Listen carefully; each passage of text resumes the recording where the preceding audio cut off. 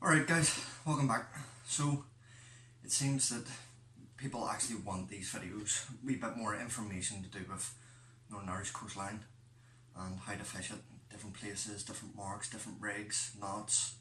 So pretty much this is just going to be an introduction to sort of say like a mini series on different things that I'm going to cover, how I would do it. Now by all means I'm no like professional. There's probably boys out there that have a lot more experience and maybe a few wee secrets that they would use to catch more fish. So this is really just how I would fish. So for episode 1 of this here, it's going to be about preparing. So you're looking to go fishing, and say for talk's sake you take a rock mark. You're like, okay, I'm going to go and fish Ramore Head for talk's sake. Things you need to know, especially in advance before you go actually fishing. You need to be looking at tides, tide coming in, tide coming out, what the swells are like, wind direction, weather forecast. Is it going to be rainy? Especially for the likes of Ramore Head, where it's like volcanic rock that you're standing on. It gets crazy slippy, so that is definitely something you always need to consideration, but something that I would say probably a lot of anglers don't take into consideration. You can sit and you can plan, I'm going to go to this rock mark, or I'm going to go to this beach, or I'm going to go to wherever it may be.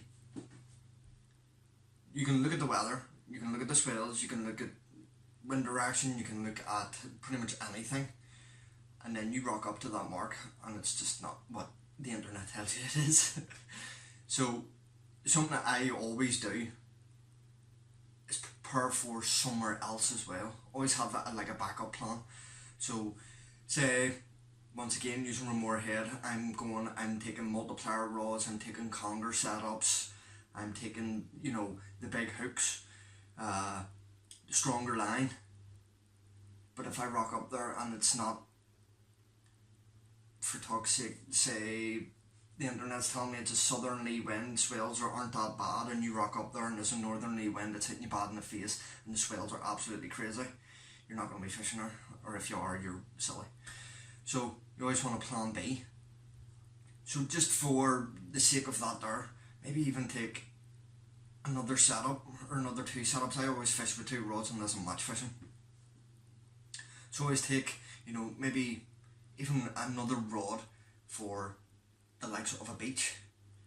You know, so say it is pretty much the whole way along the north coast. If you're getting a northerly wind, you're not fishing along the north coast, unless the wind is really low.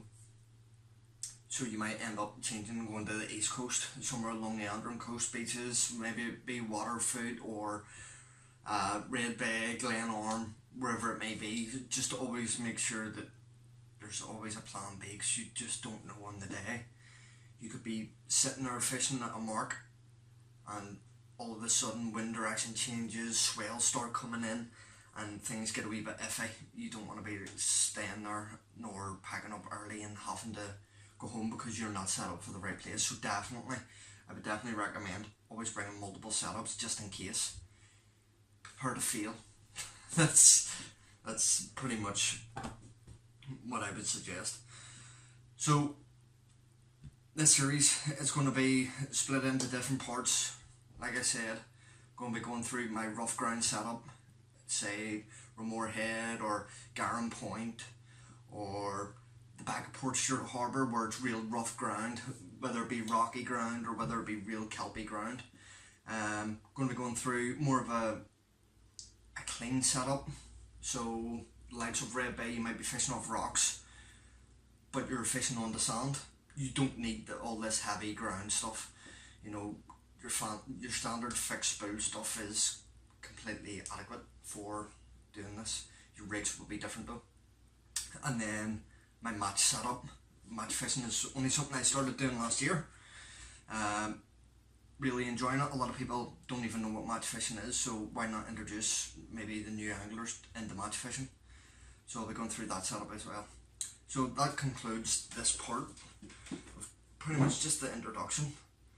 Like I said, I'm going to go through, have a couple of videos just going through different setups, different rigs, different knots, different rods for different marks, but I'm also going to be giving away a few wee tips that maybe not the novice angler, maybe anglers that are a lot more into fishing, that they might not have like thought about this sort of stuff, especially whenever it comes to rigs. So thanks for watching, and I'll see you all in the next video.